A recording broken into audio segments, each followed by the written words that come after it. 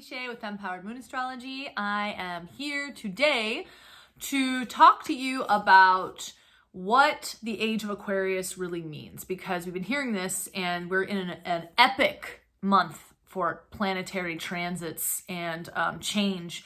And I want to talk about what these changes are bringing and the exciting and energy that is we're on the brink of right now currently. So the Age of Aquarius, Aquarius is ruled by Uranus, and Uranus is the Great Awakener. It's rules, and those two energies are blended. They're interconnected. You know, Aquarius is all about innovation, rebellion, individualism. They're the loner, they're the rebel, they're the eccentric. They're kind of ahead of the fray. They're not of the hive mind. They are not of the collective. They are not of the collective mind. Yet they're they're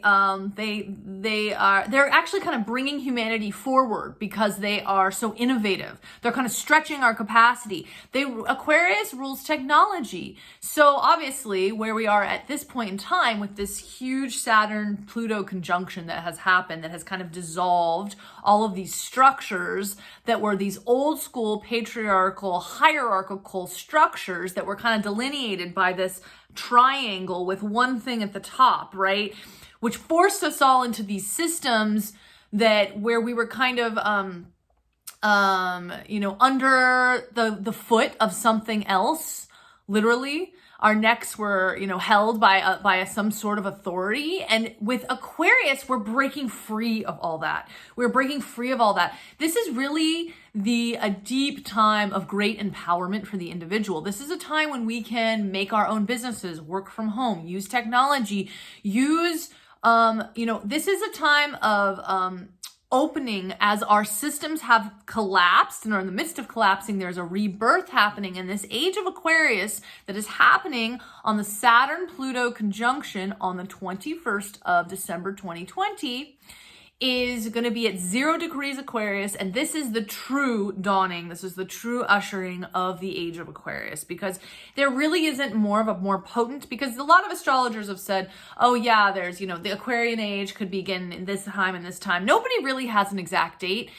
but this is it. Because it's 0 degrees Aquarius. We have this grand conjunction that only happens once every 800 years on the tail end of this crazy year that has completely just, dissolved, it's like a year of death in so many ways. And so now we're getting this beautiful rebirth energy that is really going to be, we can use all this. So there's a lot of synchronicities that are happening on this date, and that's what I want to kind of give you why this really is the birth of the Age of Aquarius. So it's happening at 0. This conjunction that is happening on Jupiter on the 21st, this Jupiter-Saturn conjunction is happening at 0 degrees Aquarius. 0 point symbolism. I want to talk about that a little bit. 0 is really the energy of, it's the void, right? It's a completely empty space. It is the void, as definition, is pregnant with possibility and potential. There is nothing that has been written yet. And we're in this space with this Aquarian energy of futurism, technology, individualism, where we're kind of breaking free from these systems and we're beginning to be able to live more authentic lives. Because when we are able to actually do what our soul calls us to do, Aquarian rules authenticity. It rules being yourself no matter what. And we have all been held down under this system to be these people to keep up with the Joneses. And now we're getting liberated by technology in this way to be able to work for ourselves, work from home, create our own personas. Everything has become decentralized, right? This hierarchy is becoming more of a circle. It's becoming flat. And that's really what the Age of Aquarius is bringing in. It's kind of demolishing this hierarchy, this bureaucracy, this patriarchy, and it's ushering in more of a circle, like an Ouroboros, okay? Like the void. The void is 0. It's the 0 point, like an Ouroboros. An Ouroboros is like a snake eating its tail, right? And it's really this eternal cyclic energy of renewal. of constantly regenerating itself. And, you know, I was looking up the energy, I was just looking up stuff around the word infinity, because what's also interesting is that this exact conjunction has not happened in 800 years. And I was looking up the energy. The 8 is the symbol of infinity, as is the Ouroboros, as is the void, right? There's this really intense, deep and profound gestation, pregnant, birthing energy of potentiality right now, of the new, because we really have gone through this deep energetic cleansing within 2020, intense energetic cleansing on so many levels. And now we have this really, like, there's this collective rebirthing that's happening. And what's really beautiful is that it's within this, within this, 800 void energy. And so I was looking up, the energy of around the definition of infinity, because it's got multiple definitions and it's not even something that can be defined, which is the ultimate paradox of it. But I thought this was really cool because it talked about how the earth is flat to us, right? But if you kept walking in a straight line, you would end up exactly at the same spot. And that's really the conception of the universe as well, that this is what infinity means. That's the void, that's the snake eating its tail. It's this, and it's time too. We are moving beyond linear, hierarchical energies, and we're moving into more of a paradoxical energy. We're moving beyond this triangle of duality, and we're moving into a paradox, which is more of a circular energy, which is a more feminine. And it is, paradox is feminine, but it is that same energy of walking in a flat, straight line and somehow ending up exactly where you began, right? It's the same, the other word that really goes along with the energy of void is unbounded. So really this kind of energy around this 800 years, this infinity, this 0 point, we are unbounded to anything right now. We are kind of in this infinite cycle, this new cycle that is this kind of pushing of what's happening is that Saturn, which is this, the lord of karma, tradition, bureaucracy, it's ruled by Capricorn. I mean, Capricorn and Saturn have a very strong connection, and that's the energy that 2020 we've been wrapped up in. And there's been this Saturn-Pluto conjunction. There's been all this energy around Saturn and these traditions, discipline, bureaucracies, time, boundaries. It's blending with the energies of Jupiter. And what it basically is happening is that we are expanding what Jupiter is. Jupiter is the energy of expansion. It's the absolute opposite, paradoxical opposite of Saturn. It's faith, optimism, expansion, movement, constant growth, right? So these two are blending. They're blending at this point on the 21st. And, what I believe that means is that, Jupiter is really expanding our conception of tradition, of rules, of time. And as we are evolving here on planet Earth, Saturn is evolving. So this kind of idea of these old school ideas around tradition, they're going to start evolving because humanity, our traditions are dissolving, right? And we're at this kind of chaotic, but also beautiful new space in time where the energies of innovative energies of individualism and authenticity and being able to start listening to ourselves and trust ourselves and beginning to be able to work within that and not having someone over our heads. Paradoxically, of course, we also have the rise of corporatism and all of these things, while simultaneously the birth of individualism. So it's kind of like, which way do we decide to go? We're just getting more and more and more squeezed. And what I would advise is really to use this time at this zero degree moment, in this void moment of Aquarius, to really begin to ask yourself if you're really living an authentic life. And what that means is, does your inside and your outside match?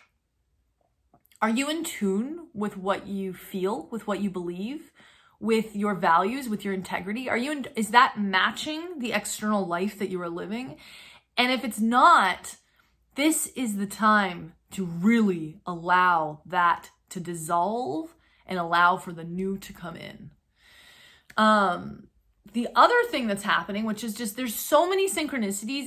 It's real magic. It's true magic what's happening on the 21st. It's magic, you guys. And it's happening simultaneously alongside the winter solstice.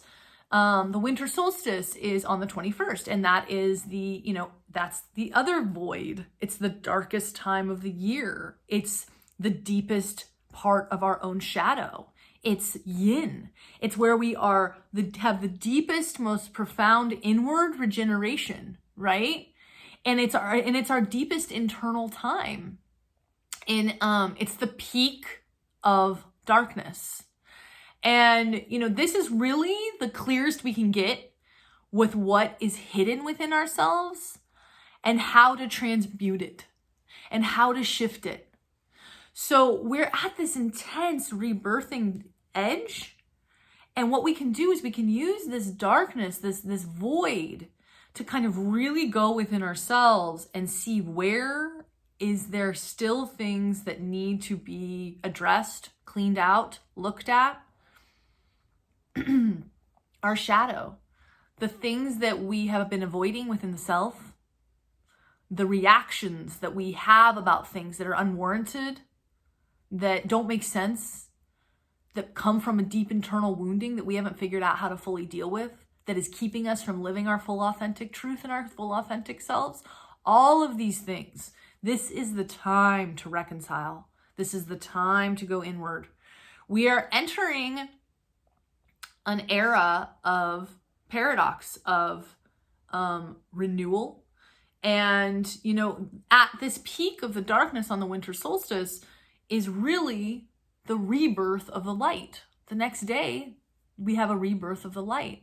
And after this year, we cannot say, the last 4 years, we've really been building up to this moment, you guys, this moment on the 21st. And it's been hectic and crazy and insane. And it's like it had to hit this peak, right, of everything absolutely collapsing so that we could hit this moment of this void of, because what's the Saturn Pluto conjunction of 2020. Pluto is the god of the underworld. It rules death and rebirth. Saturn is karma. So these two have been joining in 2020. They've literally been scrubbing out and scraping out whatever needs to go, whatever needs to be released, whatever needs to die, in order for humanity, in order for consciousness to begin to evolve. And that's, we are evolving. No matter what, all of us are evolving, no matter what it looks like, we are. And this Aquarian age that is coming is the chance for all of us in our lives to really begin to live more authentically in our own skin, with our own voice, in our own truth.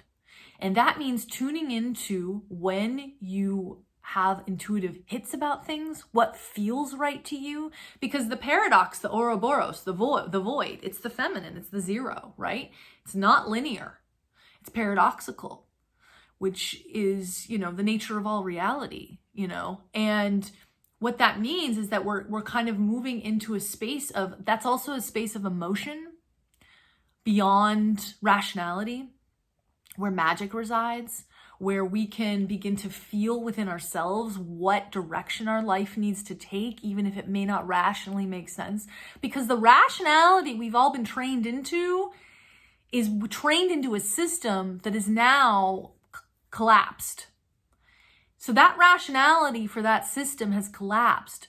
So really, it's like there's we need to completely, our entire spirit and being and spirit body is recalibrating right now. And it's going to be more of a balancing of the feminine and the masculine, the feminine being the feminine being the emotion, the feminine being the intuition. It's been so dwindled. It's been this tiny little speck.